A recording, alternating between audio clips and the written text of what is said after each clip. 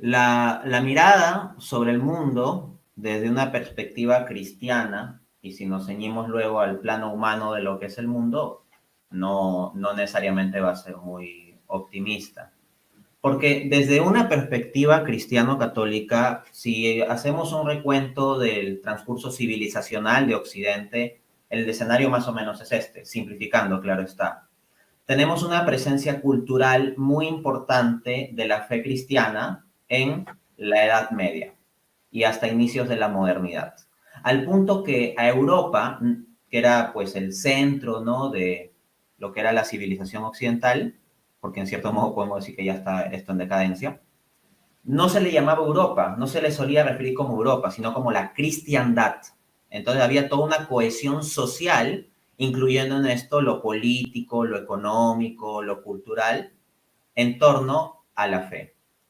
Por supuesto, dentro de esto se daban desviaciones, no todas las personas eran coherentes con esta fe, eventualmente en los mismos miembros de la jerarquía se daban faltas de coherencia, lo cual se ha dado siempre y desde los primeros siglos. Basta que uno vaya al Nuevo Testamento y si lee con suficiente atención, se va a quitar los conceptos idealistas de una primera iglesia cristiana con miembros 100% perfectos.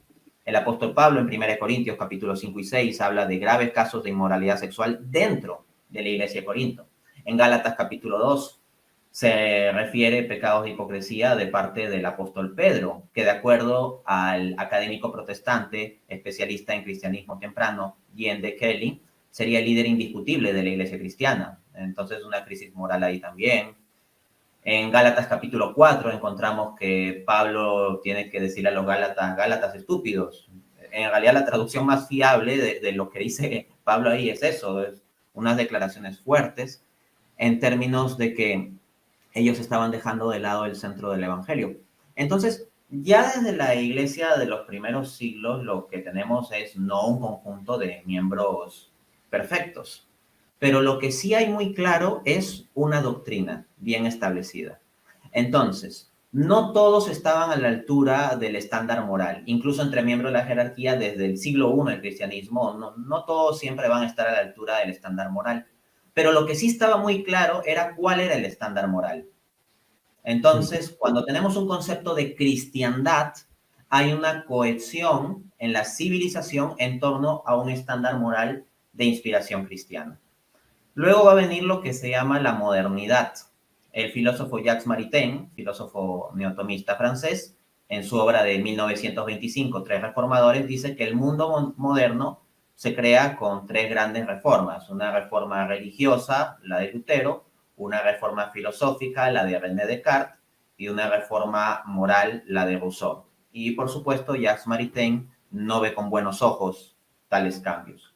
Lo que sucede con el advenimiento de la modernidad en Occidente es que se escupe sobre el pasado cristiano. Esta idea de la Edad Media como un simple intermedio, como una edad oscura, viene de esa época. Preguntémonos, ¿por qué a la Edad Media se le llama Edad Media? No está en la mitad, en el sentido de que la clasificación estándar de la historia es la Edad Antigua, la Edad Media, la Edad Moderna y la Era Contemporánea. La clasificación básica, y la Edad Media no queda en la mitad. Se le llama media porque esta concepción de valorar la historia viene con la modernidad y con una valoración en donde se dice que el mundo grecorromano precristiano es el estándar ideal de civilización, que el cristianismo vino a valorar las cosas, que la Edad Media sería la gran edad oscura y por lo tanto habría que construir una sociedad basada en la ciencia y la razón prescindiendo de la fe cristiana. Ese es básicamente el proyecto de la modernidad. Filosofías como el iluminismo francés, el positivismo, el marxismo, etcétera, son ideologías que se construyen bajo esta premisa del rechazo a la herencia judeocristiana. Y lo que nosotros tenemos hoy en día es la hipertrofia de la modernidad. ¿Por qué? Porque lo que tenemos hoy en día es la posmodernidad. Es como que la modernidad es la borrachera y ya la posmodernidad es la resaca. Entonces es la consecuencia culmen de la borrachera. Hubo una borrachera de ideologías y una borrachera de revoluciones durante la modernidad, las revoluciones liberales de 1848, la Revolución Francesa, la Revolución Industrial, finalmente ya cerrando la modernidad, la revolución sexual de 1960, y la posmodernidad la podemos ubicar más o menos en la década de los 70.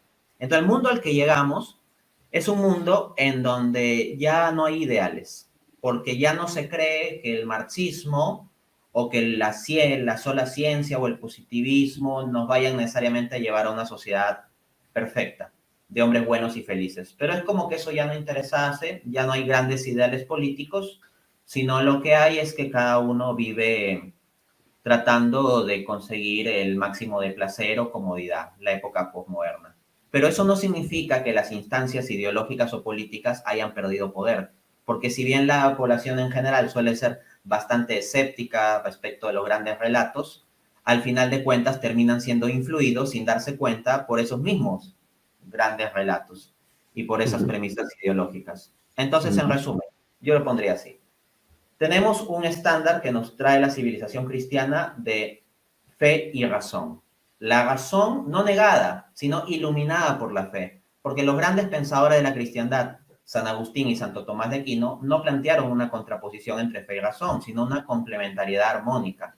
La fe no destruye la razón, sino la ilumina y la eleva. Pero la modernidad es la razón rechazando la fe. Y esa razón que rechaza la fe termina volviéndose irracional y suicidándose. La razón se mata a sí mismo y eso es la posmodernidad. Porque hoy en día nosotros decimos que no hay verdad absoluta, que todas las verdades son relativas, que no hay una razón universal, que cada uno tiene su opinión. Eso es la razón asesinándose a sí misma. En resumen, la razón sin la fe se vuelve loca. Y esa es la historia resumida de la debacle de nuestra civilización occidental.